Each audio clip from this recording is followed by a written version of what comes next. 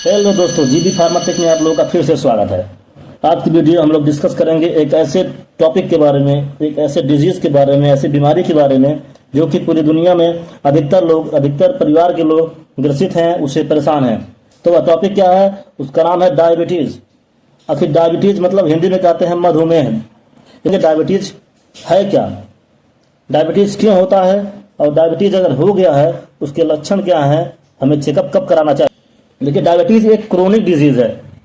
Chronic मतलब जानते हैं? दीर्घकालिक, मतलब लंबे समय तक चलने वाला।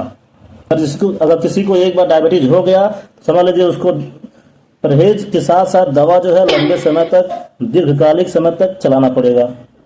तो क्यों होता है? देखिए, डायबिटीज होने के दो कारण हैं। हमारे बॉडी में पेंक्रियाज होता है। पेंक्रियाज के द्वारा एक हार्मोन का रिलीज होता है, सिक्रेशन होता है, जिसे कहते हैं इंसुलिन हार्मोन। सभी के बॉडी में होता है। तो इंसुलिन क्या करता है? हमारे बॉडी में जो भी ग्लूकोज होता है, इसे कहते हैं शुगर। जो भी कुछ हम खाते हैं, मीठा खाते हैं, शुगर जो होता है, ग्लूकोज उसी कहते हैं। उस शुगर के लेवल को या ग्लूकोज के लेवल को हमारे बॉडी में रेगुलेट करता है। हमारे ब्लड वेसल्स में ब्लड के थ्रू जो होता है उसका मूवमेंट कराता है। मतलब हर एक बॉडी के हर एक ऑर्गन तक, हर एक सेल्स तक उसको पहुंचाता है, ताकि उस सेल्स को, उस ऑर्गन को, बॉडी के उस पार्ट को, वहां से उसके द्वारा एनर्जी प्राप्त हो सके और वह बॉडी का पार्ट जो है, वह बॉडी का ऑर्गन है, अच्छे से अपना काम कर सके। भाई एनर्जी रहेगी तभी कोई काम कर पाएगा, ठीक है?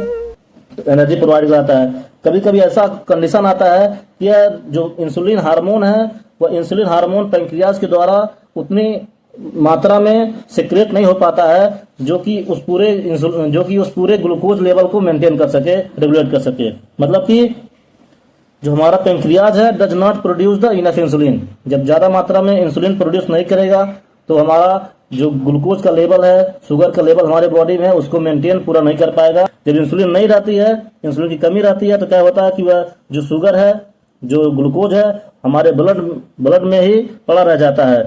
जब हम ब्लड टेस्ट कराते हैं तो उस ब्लड टेस्ट के थ्रू ही हमें पता चलता है कि हमारे ब्लड में, हमारी बॉडी में इतना शुगर लेवल है।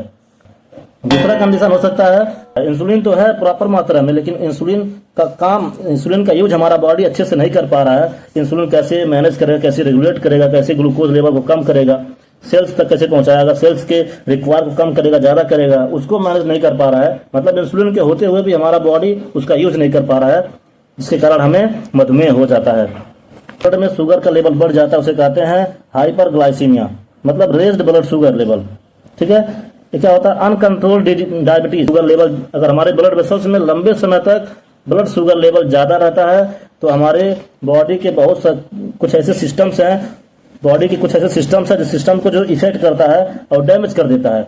उसमें मेनली आते हैं हमारे nervous system and blood vessels. पहला कंडीशन है, उसमें न्यूरोपैथी हो जाएगा। दूसरा होता है डायबिटिक रेटिनोपैथी। देखिए, न्यूरोपैथी में क्या होता है? हमारे नर्व सेल्स डैमेज होते हैं, और हमारे नर्व सेल्स डैमेज होते हैं तो न्यूरोपैथी होता है। जैसे कि हमारे पैर के नर्व सेल्स डैमेज हो गए, जो भी ब्लड वेसल्स के थ्रू हमारे फीट तक, मतलब पैर तक जाता है, उस ब्लड वेसल्स को डैमेज कर देगा और ब्लड का सप्लाई बहुत स्लो हो जाएगा। जब हमारे पैर तक ब्लड का सप्लाई स्लो हो जाएगा, वहां तक जो है ब्लड प्रॉपर मात्रा में नहीं पहुंच पाएगा, प्रॉपर मात्रा में ऑक्सीजन नहीं पहुंच पाएगी, वहां की सेल्स को एनर्जी नहीं मिलेगी, तो धीरे धीरे वहां की जो पार्ट होते हैं डैमेज हो जाएंगे। डैमेज होने के बाद उसे कहते हैं न्यूरोपैथी। मतलब सेकंड है डायबिटिक रेटिनोपैथी। डायबिटिक रेटिनोपैथी जो होता है, मेन कारण होता है ब्लाइंडनेस कॉज करने का।